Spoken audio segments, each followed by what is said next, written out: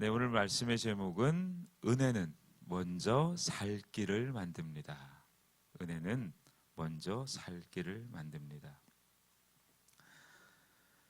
운전하다가 가장 위험한 순간은 사각지대입니다. 보이지 않는 곳을 만나면 우리도 모르게 어려움을 겪게 되죠. 보행자도 운전자도 원치 않는 상황에 맞닿을 수 있습니다. 은혜는 그 사각지대를 없애는 것 같습니다. 특별히 여러분 신명기를 계속 읽어 나갈 때 우리와 지금 그 시대는 너무 많이 동떨어져 있죠. 한 3,500년 전의 일입니다. 너무나 긴 세월 지난 일이기 때문에 지금 우리가 맞닿아 있는 삶의 현실과 그 당시 이스라엘 공동체의 삶의 현실은 너무나 달라요. 그래서 성경을 읽을 때 가장 낯선 것은 왜 도대체 이것을 만들었는가? 왜 도대체 하나님이 이 일을 하셨는가입니다. 그래서 우리가 말씀을 읽을 때에 그 성경이 어떤 시대의 배경을 두고 있는가를 잠깐 들을 때도 있죠. 근데 새벽에는 그러기가 조금 곤란해요. 왜냐? 시간이 너무 짧기도 하고 잠을 자고 이제 깨어난 그 각성 상태가 몇 시간쯤 지나면 이제 정상적으로 내가 이렇게 움직일까요? 한 3시간에서 4시간이라고 합니다. 그래서 새벽에는 너무 이렇게 무거운 주제나 또 많은 생각을 하는 말씀을 던지기에는 어렵지만 우리가 지금 공동체 성경 읽기를 리딩 지저스와 함께 합니다. 그래서 제가 말씀을 전할 때에는 보통 우리가 하루 6장을 읽잖아요. 그 6장에 기본 읽기라고 합니다. 그 기본 읽기에 핵심 읽기라는 장이 있어요. 왜 그렇게 의도적으로 배치했냐면 어떤 중심의 성경 읽기라고요? 그리스도 중심의 성경 읽기이기 때문입니다. 그래서 오늘 읽어야 될 말씀도 19장부터 24장인데 거기에 핵심 읽기가 19장입니다. 왜냐? 여기에 좀 누가 많이 묻어 있을까요? 예, 그리스도가 많이 묻어 있기 때문에 그렇습니다. 그럼 도대체 뭐가 묻어 있느냐? 바로 도피성이라는 그 한 단어에 그리스도의 구속의 은혜가 가득 담겨 있다라는 겁니다. 여러분 아이들이 잘못하고 뭔가 실수를 하면 어릴 때는 누구를 찾아요? 그렇죠. 부모님 찾아요. 나이가 들면 누구 찾아요? 친구 찾습니다. 그죠? 그리고 더 나이가 들면 어떡합니까? 네, 안타깝게도 찾을 사람이 없어요. 네, 그래서 혼자 고민 많이 합니다. 세월이 지나가면 그렇죠. 이스라엘 공동체가 이제 그 출애굽 이후에 이제 광야의 여정을 계속 걸어가면서 모세는 이제 모세오경을 계속 기록하고 있었습니다. 이 신명기는 모세의 고별 설교예요.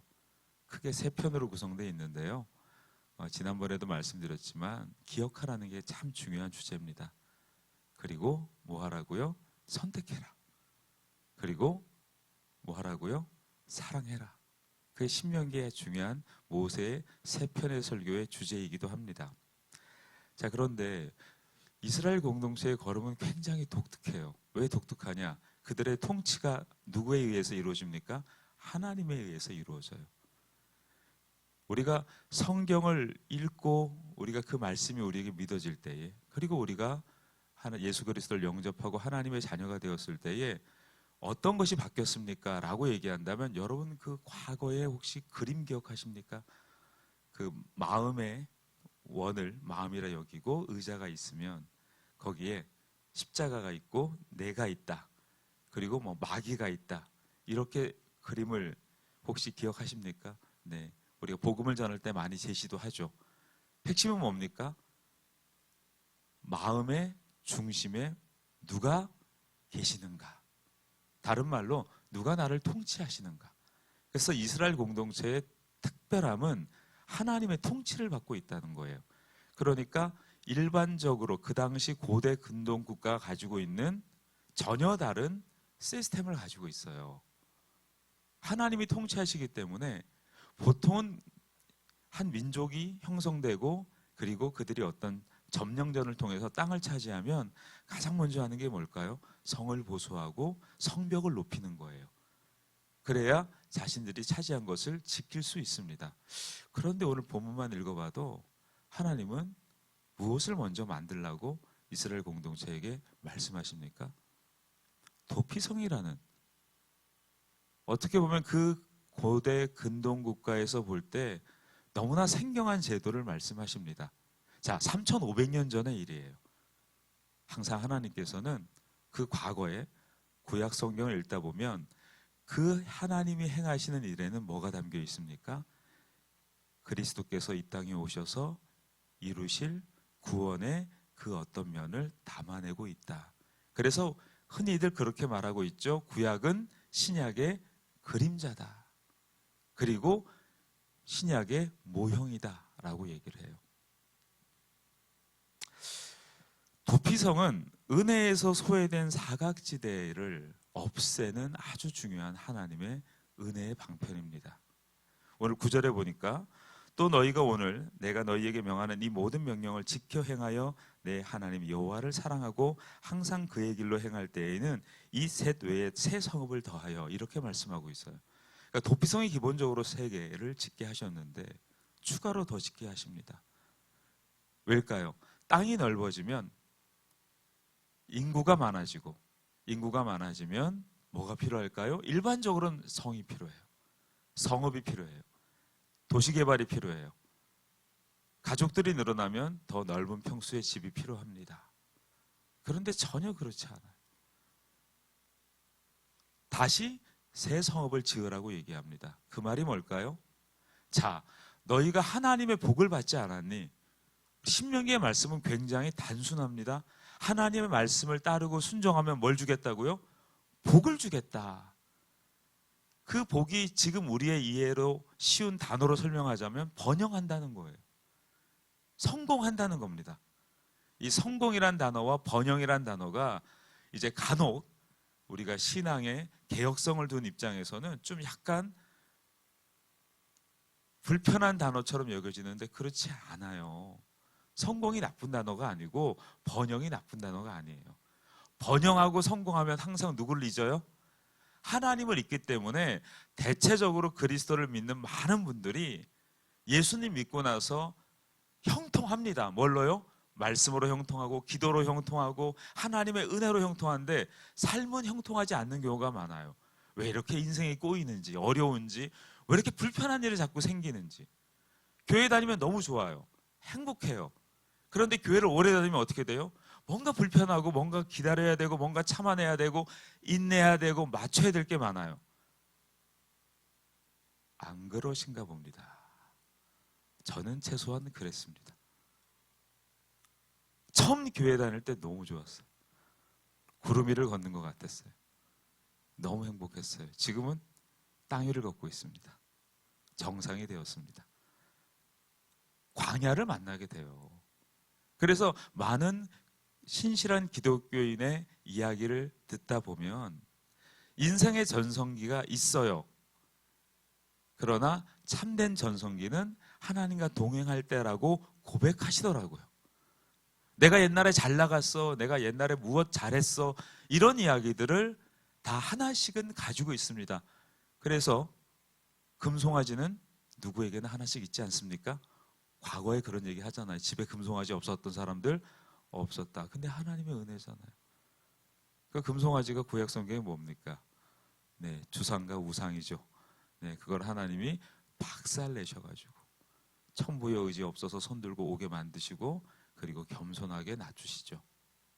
그러나 하나님께서 이렇게 말씀합니다. 순종해라. 내가 다시 번영하게 해줄게.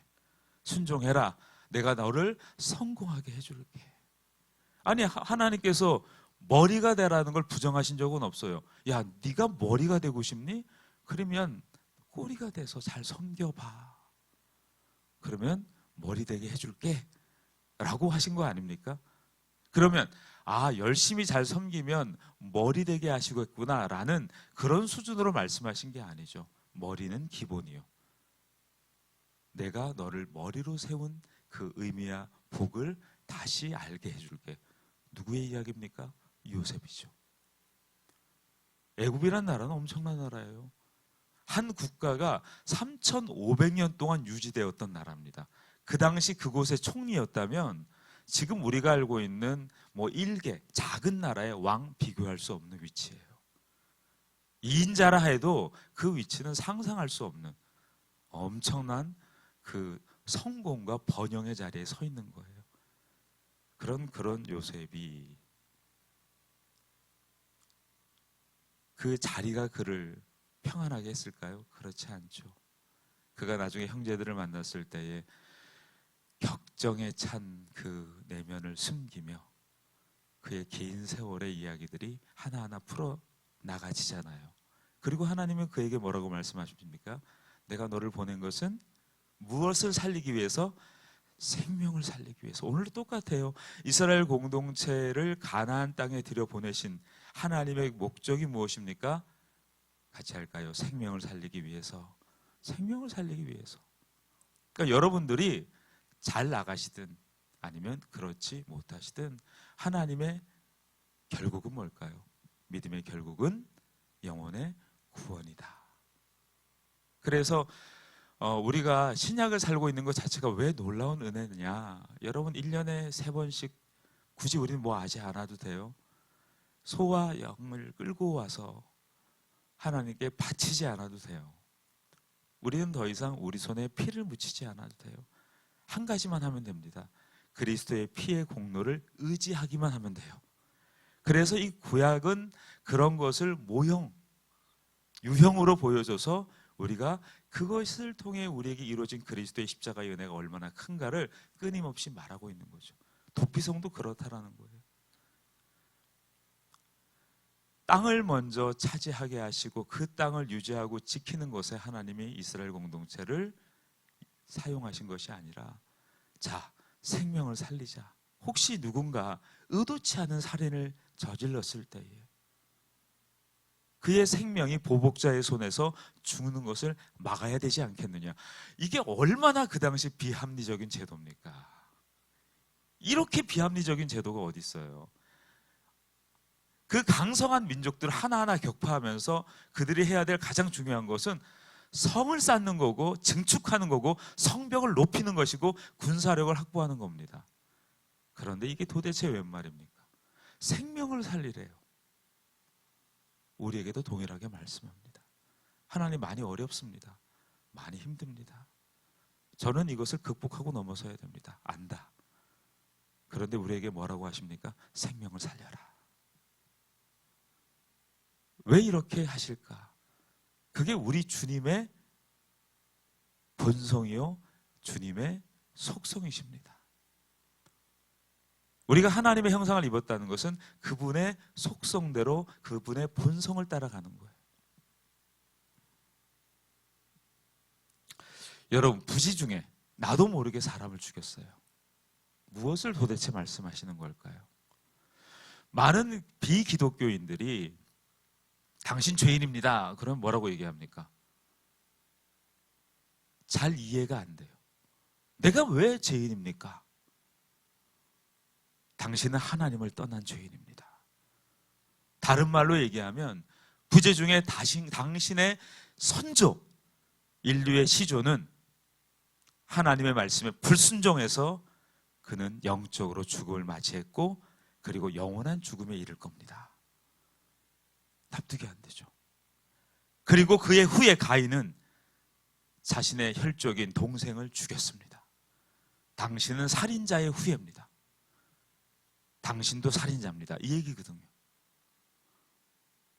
그 살인자에게 살 길을 주셨습니다. 그것이 3500년 전 모형으로서 우리에게 설명되고 있는 거예요. 도피성이다. 피해야 된다. 그래야 산다. 민수기에 심지어 뭐라고 얘기합니까? 도피성에 피한 죄인이 다시 그곳에 나오려면 누가 죽어야 돼요? 대제사장이 죽어야 돼요. 우리의 대제사장인 그리스도께서 십자가에 달려 죽으심으로 우리는 구원함, 대속, 속량을 받았습니다. 그것을 3500년 전에 아무것도 모르는 이스라엘 공동체에게 말씀하고 그것을 살아가게 만드신 거예요. 그래서 이스라엘 공동체가 불신앙하고 염려하고 좌절하고 떠나가고 이런 모습을 볼 때에 저는 충분히 납득이 돼요. 신약을 우리는 살고 있으니 그 말씀이 성취된 걸 우리는 온전히 알고 있잖아요. 근데 3,500년 전에 뭘 압니까? 그리스도의 현현을 볼 수도 없었고 그의 성육신의 은혜를 그들은 맞이한 적이 없어요. 그림자처럼 붙들고 간 거예요. 그래서 요한복음 1장 16절에 뭐라고 신약을 사는 그리스도인들을 말씀하고 있냐? 우리의 모든 삶은 은혜 위에 은혜다라고 말씀하고 있는 겁니다. 그래서 우리의 인생 가운데 잘되고 복되고 성공하고 번영되는 그 모든 삶의 여정에 그 중심에 무엇이 있다라고 말씀하고 있습니까? 부지 중에 죄를 범한 사람을 만나거든 피해라. 어디로? 도피성으로 피해라. 그거 하라는 거예요. 우리 인생이 그렇게 살라는 겁니다. 자, 이스라엘 공동체의 정복전쟁에 그 놀라운 은혜 속에 이제 그 서론을 맞이하고 있습니다. 여러분 자녀가 잘 되길 원하십니까? 저도 원합니다. 여러분의 하시는 사업이 번성하기를 원하십니까? 물론입니다. 많은 기독교인들은 고난을 자처하고 스스로 채찍을 가하고 내가 이렇게 고난당함으로 하나님의 영광을 들여다본다라고 하나님이 자학적인 신앙을 원하신 적은 단 한 번도 없어요. 복 받으라는 거예요. 창세기 1장 28절의 명령이 뭡니까? 생육하고 번성하여 땅에 충만하고 땅을 정복하고 다스려라. 저와 여러분의 자녀가 복되길 축복합니다. 여러분의 모든 산업이 형통하기를 축복합니다. 그런데 오늘 신명기의 가장 중요한 주제는 뭐예요? 잊지 말아라. 그 복은 서론이고 본론이 따로 있다. 그리고 그 본론은 결론을 향해 간다. 오늘 그 말씀하는 거예요. 너희가 여호와를 사랑하고 그의 말씀에 순종한다면 뭐부터 하라고요? 야, 도피성 3개를 더 지어라. 그 말이 뭡니까? 은혜를 덧입혀라. 살 길을 내어라. 심지어 길을 닦으래요. 오늘 본문에 범죄자가 도망하는 그 길을 닦으래요. 그래서 우리 공동체는 늘 고민하는 거 아닙니까? 어떻게 주의 복음이 잘 전달될 수 있을까? 우리 공동체가 어떻게 하나님의 뜻에 부합되게 살아갈 수 있을까? 그래서 시대의 옷을 어떻게 입어볼까? 그렇게 우리가 애를 쓰는 거 아닙니까? 우리가 예전에 복음을 들을 때에 저희 아주 어릴 때도 아니네요. 고등학교 청년, 대학 때 하우스에서 예배를 드렸어요. 30년 전 얘기네요. 지금 우리가 하우스에서 예배하자면 사람들이 오겠죠. 물론 오겠죠. 비닐하우스에도 올 겁니다. 근데 그런 시대가 아니잖아요.